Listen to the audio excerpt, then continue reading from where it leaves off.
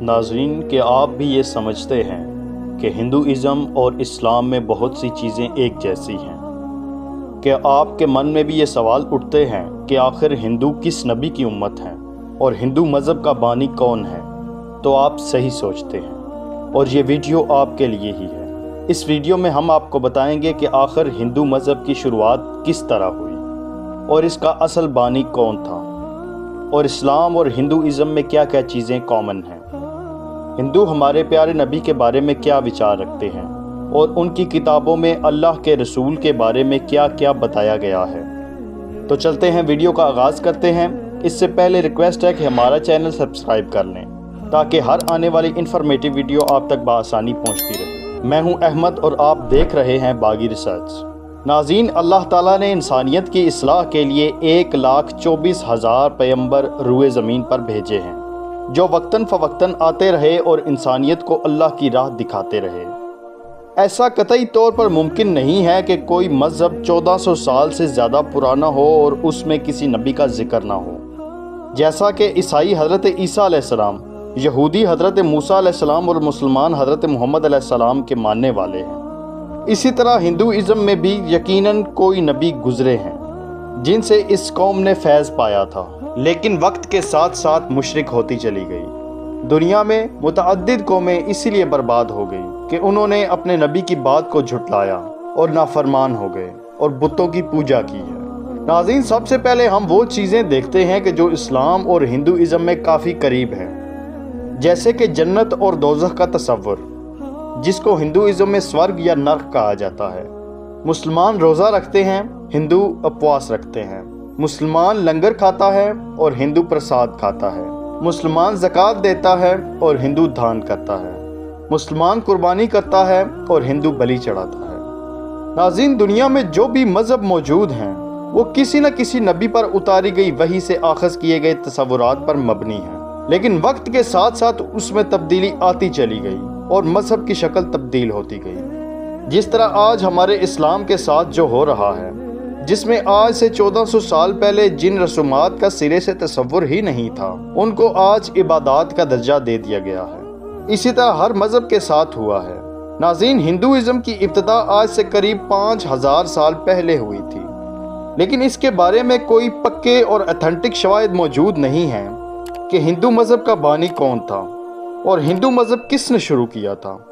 ہندو مذہب میں مقدس کتابیں اور وید میں حضرت نوح علیہ السلام کا ذکر ملتا ہے، جس میں ان کو نوح کے نام سے پکارا گیا ہے اور طوفان نوح کا سارا واقعہ بیان کیا گیا ہے، جس سے یہ ثابت ہوتا ہے کہ ہندوازم نوح علیہ السلام کے دور کے قریب تر ہے۔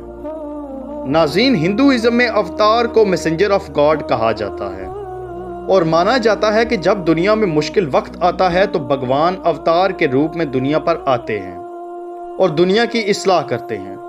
ہندو مذہب میں ان اوتاروں کی تعداد 10 بتائی جاتی ہے، جن میں سے 9 آ چکے ہیں اور ایک آخری اوتار ابھی آنے والا ہے، جس کے بعد دنیا نے ختم ہو جانا ہے۔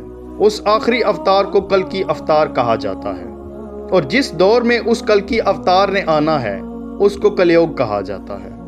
ناظرین، ہندوستان کے ایک پروفیسر پنڈت وید پرکاش نے ایک کتاب لکھی ہے جس نے ہندو پنڈتوں کی نیندیں حرام کر کے رکھ دی ہیں، جس میں اس نے اس بات کا انکشاف کیا ہے کہ ہندو جس کلکی اوتار کا انتظار کر رہے ہیں وہ کلکی اوتار دنیا میں آ چکا ہے۔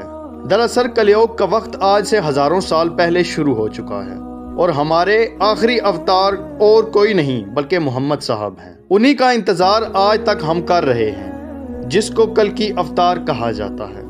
ناظرین، یہ بات سن کر آپ ضرور حیران ہوئے ہوں گے، لیکن اس کے جواب میں ہندوؤں کی ہی مقدس کتاب بھگوت پرانوں میں یہ ذکر کیا گیا ہے کہ آخری اوتار ریگستان میں آئے گا، وہ ایک بڑے خاندان میں پیدا ہوگا، وہ یتیم پیدا ہوگا، وہ اپنے ملک سے ہجرت کر کے جائے گا اور 10,000 لوگوں کے ساتھ واپس اپنے ملک کو فتح کرے گا۔ اس کے باپ کا نام وشنو بھگت اور ماں کا نام سومانپ ہوگا۔ اب یہاں آپ کو ایک بات کی وضاحت کرتے چلیں کہ اور نشانیاں تو آپ کو واضح سمجھ لگ چکی ہوں گی، لیکن نام کی تفصیل میں آپ کو بتاتا چلوں کہ وشنو بھگت کا مطلب سنسکرت میں خدا کا بندہ ہے، اور عربی میں اگر اس کی ٹرانسلیشن کی جائے تو یہ بنتا ہے عبداللہ، یعنی کہ خدا کا بندہ۔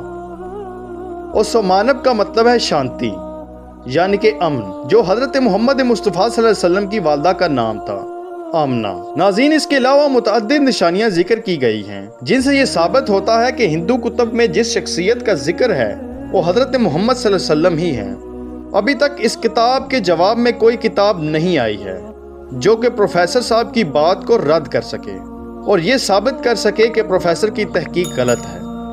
ناظرین، بہت سے رسم و رواج ایک جیسے ہونے کے باوجود بھی ہندوازم اسلام سے کافی مختلف بھی ہے، جس میں سب سے زیادہ بڑا فرق یہ ہے کہ ہندو بتوں کی پوجا کرتے ہیں، جو اس بات کی نشانی ہے کہ اس قوم میں بھی کوئی نیک لوگ گزرے ہیں جو ان کو ایک اللہ کی عبادت کی طرف لاتے رہے، اور ان کے جانے کے بعد انہوں نے ان کی مورتیاں بنا ڈالی اور ان کی پوجا شروع کر دی۔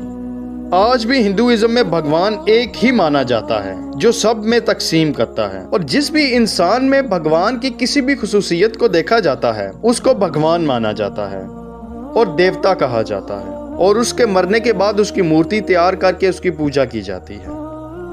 ناظرین، اس ویڈیو میں آپ کو کیا اچھا لگا اور کیا برا لگا ہمیں کمنٹ سیکشن میں ضرور بتائیے گا تاکہ ہم آپ کا پسندیدہ کنٹینٹ آپ کے لیے پیش کرتے رہیں۔ تو ملتے ہیں اپنی نیکسٹ ویڈیو میں، تب تک کے لیے اللہ حافظ۔